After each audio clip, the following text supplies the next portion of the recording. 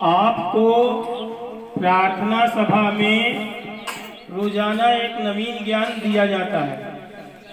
हमने कल आपको देश की पुनरावृत्ति कराई थी। एक आज सुबह हमारे टॉपिक दिमाग में आया तो हमने सोचा क्यों ना आपको भी उससे अवगत कराया जाए। आज जो आधुनिकता का दौर चल रहा है, मल्टीमीडिया, मोबाइल और टीवी लगभग हर घरों में पहुंच गए हैं, इसलिए यह विषय बहुत जरूरी हो गया है। क्योंकि इन चीजों का दुरुपयोग भी बहुत तगड़े ढंग से हो रहा है। तो आज जो हमारा विषय है वो यौन शिक्षा पर है। यौन शब्द ही अपने आप में है कि जब बच्चा,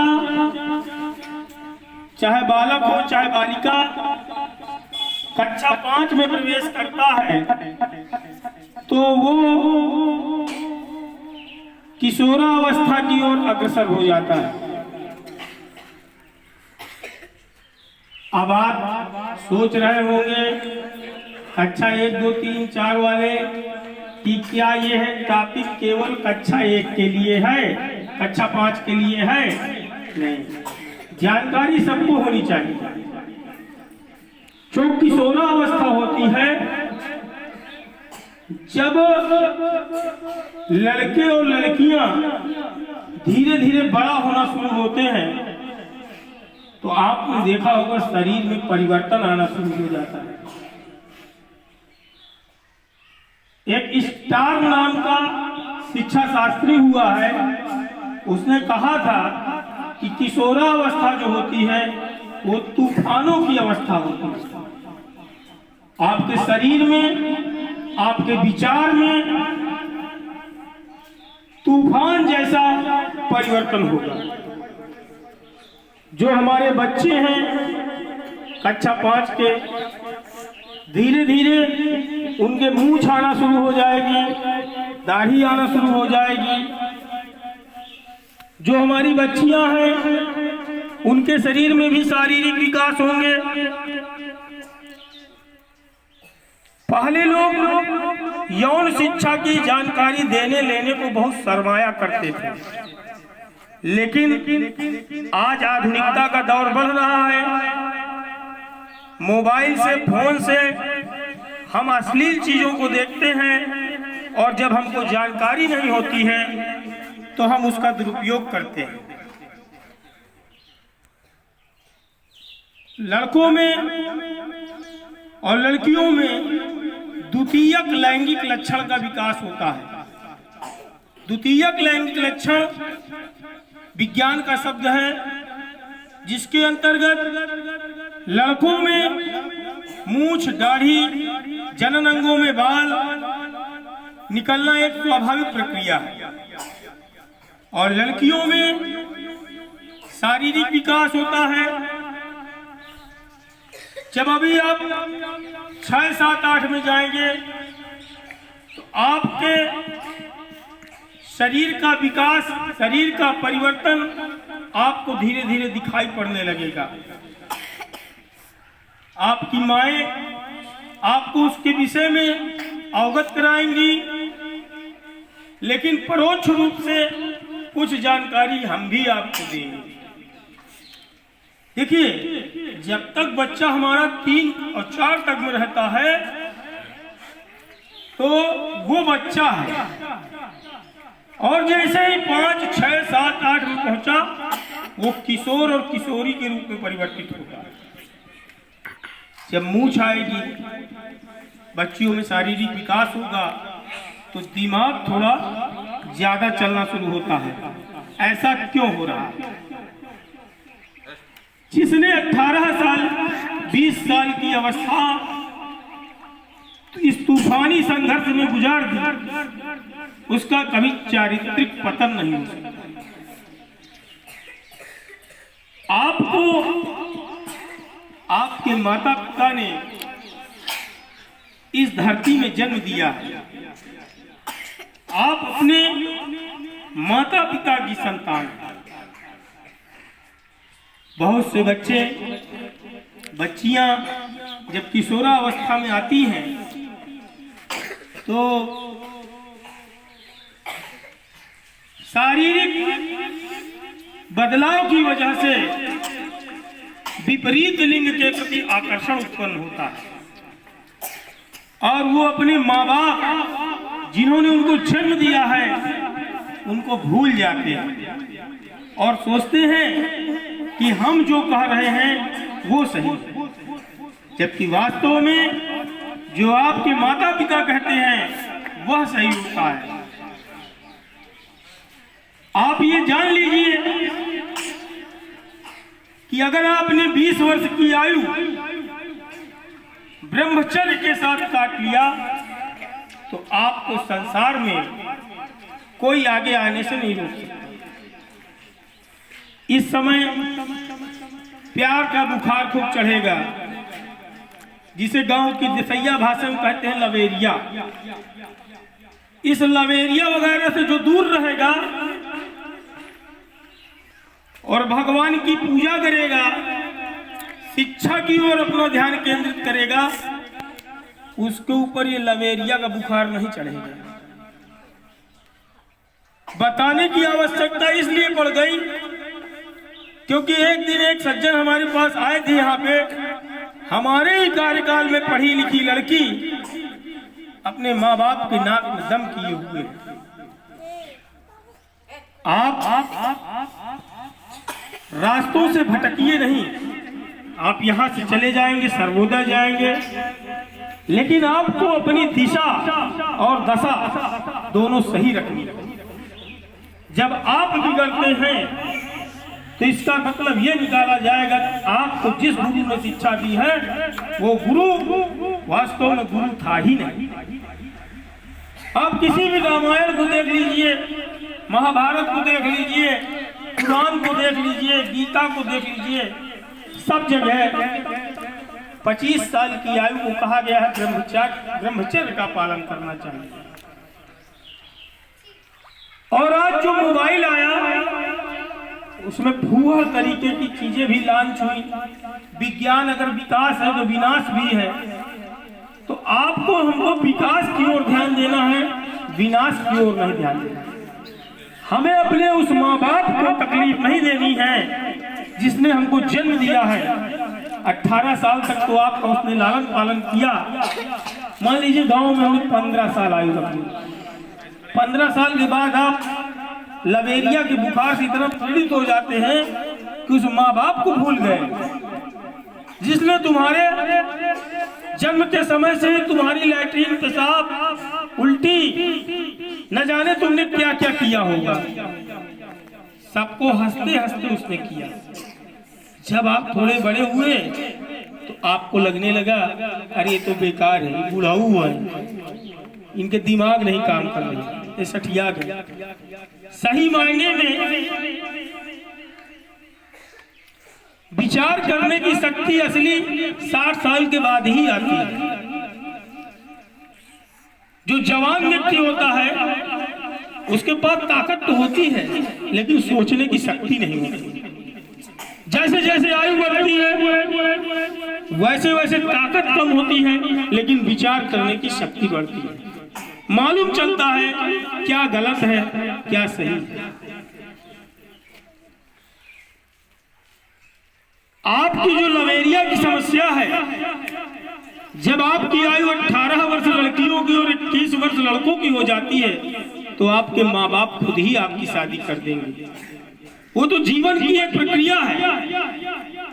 तो पहले कक्षा 1 पढ़ोगे कि सीधे कक्षा 5 पढ़ोगे? अगर सीधे कक्षा 5 पहुंच जाओगे तो पहली बात तो उस समय अच्छा लगेगा कि हम छोटे हैं यार, 5 पे बैठ रहे हैं, लेकिन उसके लायक नहीं होते और वो आपके जीवन को नुकसान करेगा। समझ रहे हैं ना हमारी बात? अपने शरीर में होने वाले बदलावों को होने दीजिए। जब मन बहके तो आप ये जान लीजिए कि आप ईश्वर की शरण में चले जाइए, अपने आप ईश्वर रास्ता दिखा देगा। कुछ जगहों में घरेलू हिंसा होती है बच्चियों के साथ। हमारे प्राइमरी में एक आया था good touch bad touch. Good माने अच्छा, टच माने छूना। एक जो होता है ना, इधर आओ, तुम इधर आओ, ये बच्चा है और ये बच्ची है, इसको हमने कहा और बढ़िया है, ये हमारा गुड टच है। और बढ़िया है और बढ़िया है, हमारी नीयत नहीं सही है, ये है बैड टच। समझ में आई बात? अगर आपके साथ आपका कोई रिश्तेदार नातेदार ये हरकत करता है तो आप चुप मत रहिए, चाहे वो आपका गुरु हो, चाहे आपका भाई हो, चाहे आपका जीजा हो, चाहे आपका मौसा हो, चाहे आपका फूफा हो, चाहे आपके चाचा का लड़का हो। अगर उसकी नीयत नहीं सही है छूने में तो आप तत्काल अपने माँ बाप, अपने गुरुजनों को अवगत कराएं। कुछ लोग मानसिक विकलांग होते हैं, मानसिक विकलांग वो दिव्यांगता वाली नहीं है, उन्हें विपरीत लिंग के 1 साल की बच्ची में भी यौन दिखाई पड़ता है। तो हमें गुड टच और बैड टच की जानकारी होनी चाहिए। देखो इनको ऐसे छू रहे हैं, ये गुड टच है, अब इनको ऐसे ऐसे करेंगे, ये क्या है? ये बैड टच, खराब ढंग से छूना। इसको लुधियाना 1-2 वाले बच्चों के साथ तो ठीक है, लेकिन अगर 5 के बच्चे या बच्ची के साथ कोई कर रहा है तो ये लुधियाना नहीं है। ऐसे मार दिया वो ठीक है, लेकिन अब ऐसे ऐसे कर रहे हैं, ये लुरिया रहे हैं, ये इसी को कहते हैं बड़े होने के बाद बैड टच। तो गुड टच और बैड टच आप दिमाग में रखिए बिल्कुल। और आपकी रक्षा के लिए सरकार ने भी एक हेल्पलाइन नंबर जारी किया है, जिसे चाइल्ड हेल्पलाइन नंबर कहते हैं। 1098। अच्छे से खड़े हो जाइए। कभी आपको ये महसूस हो कि यह व्यक्ति या ये औरत हमारे साथ गलत हरकत करती है, आप बिल्कुल मत डरिए, आप तत्काल जो है 1098 पे कॉल करिए। अगर आपके माता पिता सक्षम नहीं है, आपके भाई बंधु सक्षम नहीं है उस व्यक्ति को निपटाने में, तो आप प्रशासन का सहारा लीजिए। बाकी देखिए, लड़कियों के लिए मैं बता दे रहा हूं, अगर किसी लड़की की उम्र 18 साल से नीचे है तो भारत देश में उनकी सुरक्षा के लिए इतना बड़ा कानून बना है जिसको पाक्सो नाम दिया गया है। क्या नाम दिया गया? पाक्सो। 18 वर्ष से नीचे है और आपके साथ कोई जोर जबरदस्ती करता है तो इसकी 7 पीढ़ियां उतर आएंगी, तो उसको जेल से छुड़ा नहीं पाएंगे। किसी भी अधिकारी या प्रशासक की हिम्मत नहीं है कि उस व्यक्ति को बचा ले। इतने बड़े अधिकार हमारे संविधान में आपको दिए गए, नहीं आप अपनी तरफ से गलती मत करिएगा। पाक्सो आपकी सुरक्षा के लिए बनाया गया है, क्योंकि भारत एक पुरुष प्रधान समाज था और है, तो इसलिए महिलाओं को, बच्चियों को हमारे संविधान में ज्यादा शक्ति दी गई ताकि इनका कोई उत्पीड़न न कर सके। आपने देखा होगा जब कोई रिश्तेदार किसी बड़ी बच्ची के साथ बदतमीजी कर देता है तो माँ लोग या पिता लोग कहने लगते हैं छोड़ो, घर की इज्जत चली जाएगी। आप पढ़े लिखे, आप तत्काल कहिएगा नहीं, इससे इज्जत नहीं जाएगी, इस व्यक्ति को सबक मिलना जरूरी है। आज इसने मेरे साथ किया, कल किसी और के साथ करेगा, तो उसको और उसकी कहानी को वहीं दफन करना है हमको। 1098 आप चुपचाप मोबाइल सबके हाथ में है। अगर आपके माँ बाप की हिम्मत नहीं पड़ रही, आप 1098 में लिखाइए और देखिए कितनी बड़ी कार्यवाही उसके खिलाफ होती है। उसकी जीजागिरी, उसकी मौसागिरी, उसकी फूफागिरी सब खत्म हो जाएगी। लेकिन आपको चरित्रवान बनना है।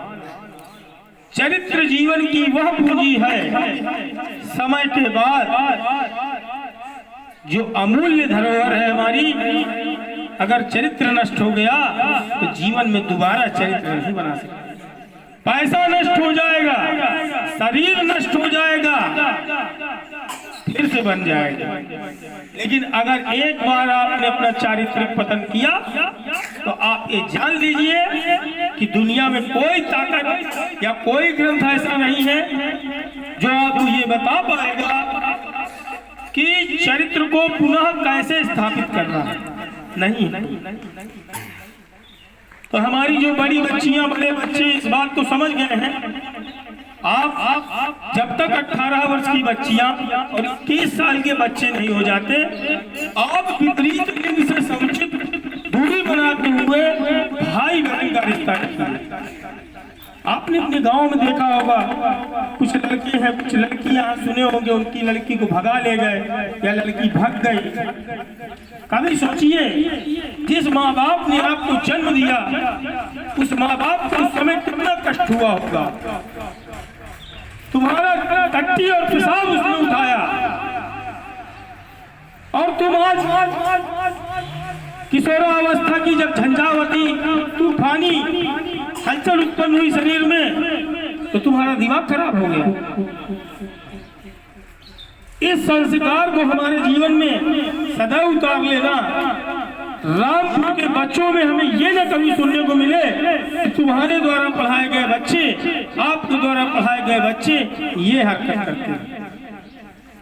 कुछ लड़कों की आदत पड़ जाती है सीटी बजाने की, सीटी बजाने की। सीटी बजाते हैं लड़की को देख के, चिट्ठी लिखते हैं, मेज में फेंक देते हैं। आप भले ही सर्वोदय चले जाएंगे, लेकिन प्रथम पाठशाला आपकी प्राथमिक विद्यालय रामपुर है और बड़े गुरुदेव को याद कर लीजिएगा। अन्यथा अगर हमें सुनने को मिला तो मैं आपका गुरु और पिता और माता सब बन के आपके विरुद्ध उसी समय दंडात्मक कार्यवाही करूंगा। लेकिन यदि आपके साथ कोई गलत करेगा तब भी मैं धरती के समान खड़ा रहूंगा। आप किसी को समस्या मत बताइए, मुझे आगे बता दीजिए। लेकिन एक केस आया था हमारे पास, पिता कितना भी खराब हो, कितना भी दारू पीता हो, लेकिन वो आपका जन्मदाता है और जन्मदाता माँ और पिता के साथ कभी अपराध नहीं करना चाहिए। एक माँ होती है 9 महीने आपको अपने कोख में पालती है कि नहीं पालती? उसको लात भी मारते हो। अभी जब बड़े होगे तुम, जब माँ और बाप बनोगे, या तुमने अपनी भाभी वाभी को देखा होगा घर में, कहती है ना लात लगा रहा है, उसके पेट में लैट्रिन कर रहे हो, सब कुछ कर रहे हो, तब भी वो 9 महीने तुमको अपने कोख में रखती है। और तुम बड़े हुए तो दिमाग खराब कर लोगे अपना। प्राथमिक विद्यालय रामपुर का बच्चा इन चीजों से सदैव दूर रहेगा। आपकी सुरक्षा के लिए 1098 और पाक्सो एक्ट विशेष रूप से बनाए गए हैं। लेकिन यदि आप ही गलत करेंगे तो ये जान लीजिएगा, चरित्र नष्ट हो गया तो संसार में कोई ग्रंथ ऐसा नहीं बना या कोई भी ऐसा व्यक्ति नहीं है जो आपकी चारित्रिक पूंजी को पुनः स्थापित कर सके। आने दीजिए शरीर में बदलाव। बदलाव आना तो शरीर की एक प्राकृतिक प्रक्रिया है, उस प्रक्रिया के साथ चलते रहिए। जब ज्यादा दिमाग में उलझन बढ़े, गांव में बजरंगबली का मंदिर है, मुसलमानों के लिए उनकी ईदगाहें या मस्जिदें हैं, वहां चले जाइए। आप 1 घंटे रहिए भगवान के सानिध्य में, देखिए आपका पुरुषार्थ कैसे मजबूत होता है। जो व्यक्ति चरित्र का मजबूत होता है उसका ललाट सदैव चमकता है, और जो चरित्र का कमजोर हो गया, जिसको देसी भाषा में कहते हैं लगोट का कमजोर, जो लगोट का कमजोर हो गया उसका यहाँ सब काला काला दिखाई पड़ता है, गोरा आदमी भी काला लगता है। आप चारित्रिक पूंजी को बना के रखेंगे, हमें ऐसा विश्वास है, खुल के बोल रहे हैं कि आप सर्वोदय में चले जाएंगे, तब भी आपको अपने गुरुजी की इस बात को ध्यान रखना। गुड टच बैड टच, अगर गुड टच करता है आपको कोई बात नहीं, बैड टच करता है आप तत्काल अपने बड़े से व्यक्ति को बताइए ये हमको ऐसे छू रहे थे। छूने का तरीका हम तुमको बता दी, बताए ना, उसको छूना कहते हैं, गुड टच है। लेकिन अब बड़े हो गए हैं हम, हमारे गाल में ऐसे ऐसे कर रहे हैं, या तो हम तुम्हारे माता हो या तो तुम्हारी पिता हो, तब तो हमें छूने का अधिकार है। लेकिन हम दूर के रिश्तेदार हैं, कह रहे हैं हम बहुत प्रेम करते हैं, वो प्रेम नहीं है, वो बैड टच कर रहे हैं। हमारी भारतीय संस्कृति इस तरह से छूने का अधिकार नहीं देती। हमारी भारतीय संस्कृति तो यहाँ तक कहती है कि जब बच्ची बड़ी हो जाए तो पिता को गले लगाने का अधिकार नहीं। जब बच्ची बड़ी हो जाए तो पिता को गले लगाने का अधिकार नहीं है। ऐसी सनातनी संस्कृति में हम पले और बढ़े हैं, तो हमें अपनी सनातनी संस्कृति को, अपने विद्यालय के आचार और विचार को अपने दिमाग में सदैव रखना। विकास की पहली रास्ता है चारित्रिक पूंजी। चरित्र की पूंजी बनाए रखिए, विकास के रास्ते अपने आप खुलते चले जाएंगे, कोई नहीं रोक पाएगा।